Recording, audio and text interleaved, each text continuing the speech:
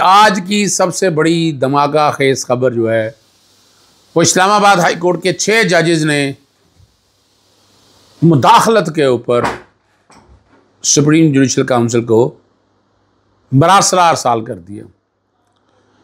ये मेरे सामने है चीफ जस्टिस काजी फायद ईसा साहब, जस्टिस बैकग्राउंड पे ये चल रहा है जज सईद मंसूर अली शाह, जस्टिस मुनीब अख्तर, ये 3 सीनियर जजेस हैं। Justice Aamir Farooq sahab Islamabad high court के चीफ जस्टिस हैं।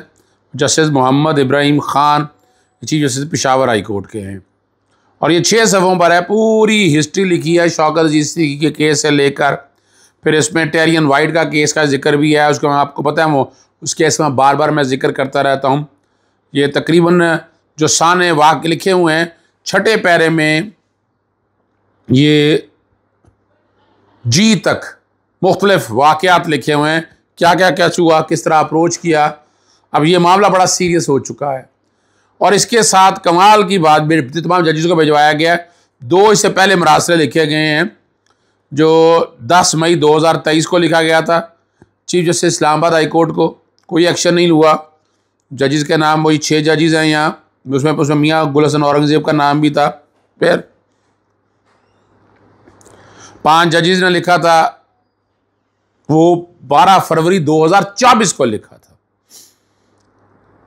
और 2023 और 2024 और ये वाला जो मरासला है ये मार्च 25 का है और इसने बहुत सी चीज़ों पर पर्दे उठा दिए हैं। हम ख्याल जजेस की जो बात होती थी, और लाहौर हाई कोर्ट में देख लें चंद जजेस हैं जो सारे फैसले करते हैं, जो देखते हैं, तो बहुत से सवालात उठ गए हैं और ये मामला बड़ा सीरियस है और इसके रेप्रिकेशंस बड़े ख़तरनाक हैं आने वाले दिनों में। और अल्लाह ताला आसानी रखे। मैं आपको पहले भी कहा था कि अदालतें कल भी अहम थी, आज भी अहम और आइंदा भी अहम होगी। और मैं ऑप्टिमिस्टिक इस हवाले से बड़ा वजाहत के साथ मैं बताता रहता था आपको, आज भी अगर अदालतें मेरिट पे काम करें तो ये जुल्म और ज़्यादती होती है। इमरान खान के खिलाफ जितने केसेस हैं सारे ये जुल्म और ज़्यादती पर मबनी है, कोई मेरिट पर केस ऐसा नहीं है, लेकिन ये सारा निज़ाम चलता है और चलते हैं। आज के पॉलिटिकल डायरीज़ पर डेट है 27 मार्च और दिन है आज बुध का। अस्सलामुअलैकुम। मोहम्मद अज़हर सिद्दीक अपने प्रोग्राम पॉलिटिकल डायरीज़ के साथ हाजिर खिदमत है। बुध का दिन है 27 मार्च 2024 और चीज़ें बहुत तेज़ी से आगे की तरफ जा रही हैं। माहौल बहुत गर्म हो चुका है और चीज़ें मैं देख रहा हूँ कि अब ये किसी मंतकी अंजाम की तरफ जा रही हैं। बुशरा बीबी साहिबा ने अगर इमरान खान साहब को कुछ हुआ तो सारी जिम्मेदारी इस्टेब्लिशमेंट पर होगी और बुशरा बीबी की जो स्टेटमेंट है, जो बयान है, वो पार्टी स्टेटमेंट कहलाएंगी और पार्टी का बयान कहलाएगा। ये बैरिस्टर गौहर ने अगर बात कही है और इमरान खान साहब ने 9 मई की बुनियाद पर एक सियासी जमात को ख़त्म किया जा रहा है। ये सब कुछ लंदन प्लान के तहत चल रहा है। 9 मई वाक़या अब तक कोई इंक्वायरी नहीं हुई। चीफ जस्टिस हमारी 25 मई की पिटीशन को सुने, जुडिशल कमीशन बनाया जाए। जिन्होंने CCTV फुटेज चोरी की हैं वही 9 मई के ज़िम्मेदार हैं। क्राइम की इन्फॉर्मेशन छुपाना भी ये जुर्म है। ये एक बड़ी बात कही है। मैंने कहा इब्तिदा मैं कर दूँ, इस पर शोर बहुत उठ गया है, बहुत सी बातें हो रही हैं और बहुत सी चीज़ें आगे की तरफ जाएंगी। यानी ये मामला अब रुकने वाला नहीं है, थमने वाला नहीं है, खामोश रहने वाला नहीं है। अब देखना ये है कि ये अब चीज़ें किस सिमत में जाती। देखिए मैं 9 मई 5 जून को लंदन में एक बात बार कहता था। मैं कहता हूँ कि सोशल मीडिया टीम को मेरी वो टॉक जो है, जो मैंने गुफ्तगू की है सफ़ीना खान के साथ, मैंने गुफ्तगू की थी, मीडिया टॉक मैंने की थी, उतना ज़रूर वो चलाए कि जिसमें मैंने ये कहा था कि पाकिस्तान को मिसाके पाकिस्तान की ज़रूरत है। आज भी नोट कर लीजिएगा। मैं आज एक बड़ी बात करने लगा हूँ कि नवाज शरीफ को अपना तर्ज सियासत बदलना होगा। वैसे हो सकता है बदल चुके हों और वो बहुत पहले, एक ऐसा राज है अभी मैंने फाज शहबाज को मैंने नहीं बताया कि जो मुझसे कुछ लोगों ने ब्यूरोक्रेसी के अंदर लोगों ने रब्ता किया था कि इमरान खान साहब को क्या कहें। नवाज शरीफ को भी यानी अंदाज़ा था इस बात का और मैं को बड़ी बात नहीं बोल रहा, लेकिन लग रहा है कि सियासी जमातें अब बहुत करीब आना शुरू होंगी और ये रुख ऊँट किस रुख करवट बदलता है वो आप लोगों को आने वाले दिनों में अंदाज़ा हो जाएगा। लेकिन मैं जो देख रहा हूँ सियासत में भूचाल देख रहा हूँ, मैं तूफान देख रहा हूँ, मैं जलजले देख रहा हूँ कि ये अब सियासत का रुख जो है वो तब्दील होने को जा रहा है। सियासत का रुख तब्दील होने को जा रहा है और उसके नताइज क्या होंगे वो आपको अंदाज़ा अब होना शुरू हो जाएगा। वो कोई लंबी बात नहीं है और बहुत सी चीज़ें सामने आ जाएंगी। पाकिस्तान में जो कारोबारी हजरात हैं वो आपके सामने कि जो हालात बन चुके हैं और कारोबारी हजरात इन चीज़ों को किस समत में लेकर चल रहे हैं और कारोबारी हजरात कारोबार बंद करने के करीब हैं। कारोबार बूस्ट करने के हवाले से कोई चीज़ ऐसी नहीं देखी है।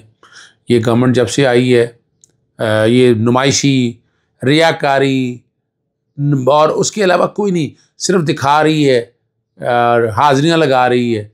इससे नहीं मुल्क आगे चला करता। पीडीएम का तजर्बा फेल हो चुका है।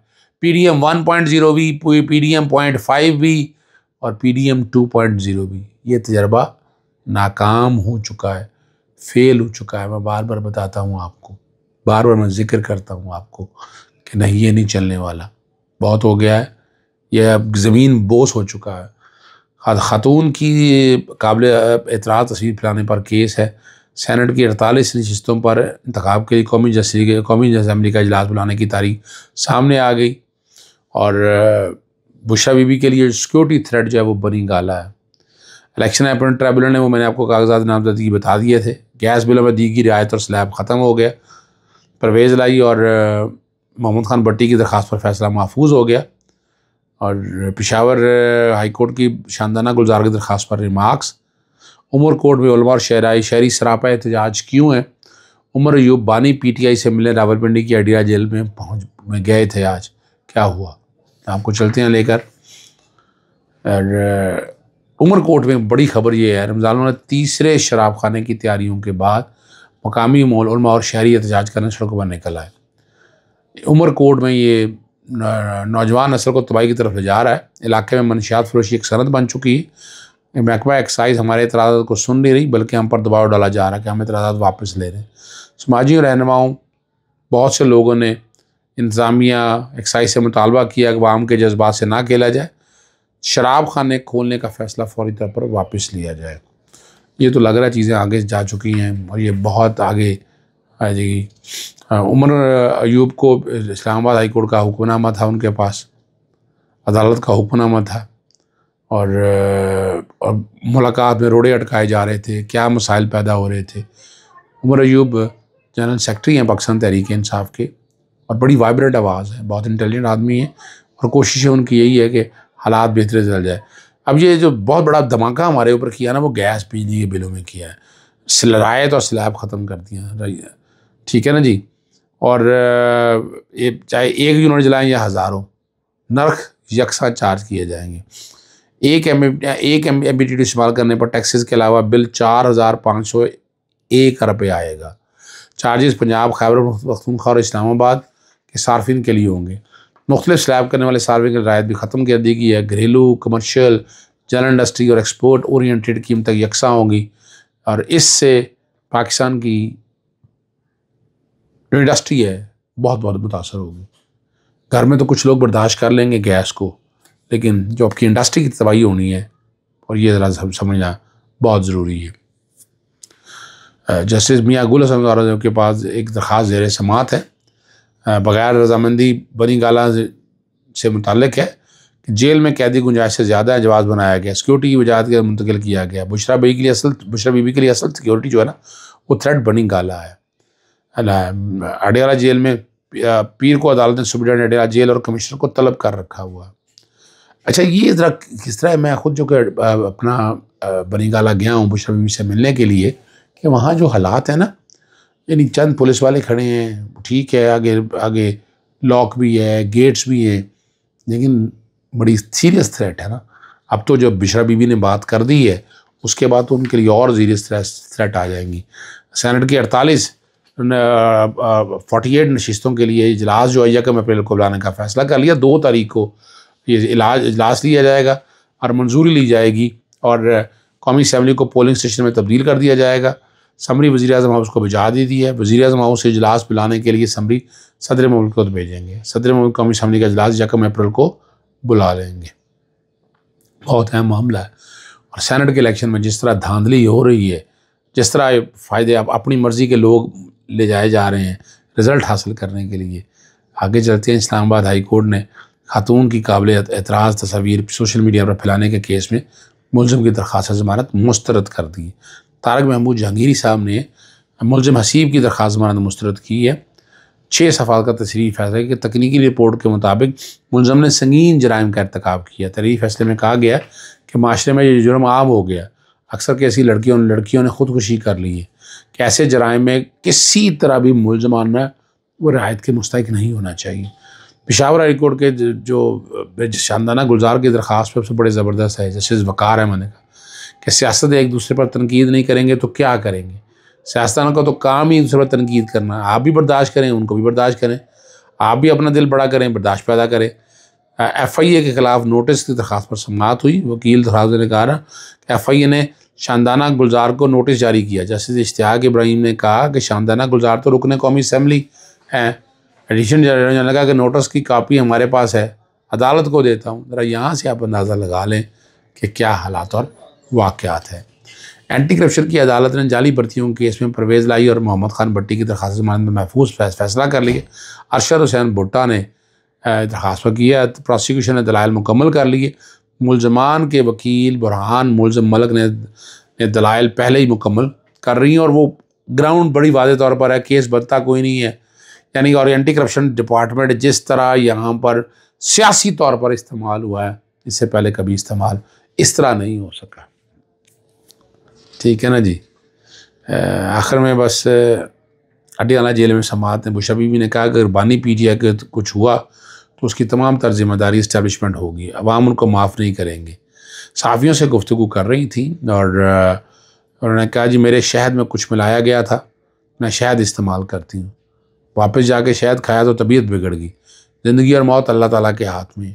इमरान खान ज़हनी और जिस्मानी तौर पर मुकम्मल फिट है और इमरान खान के अवाम की आवाज़ और मुल्क को कौम की खातिर जेल में है।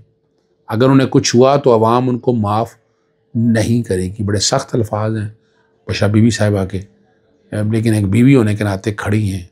अल्लाह ताला इन्हें ज़िंदगी और सेहत दे, हिम्मत और हौसला दे। इनके लिए दुआएं निकलती हैं।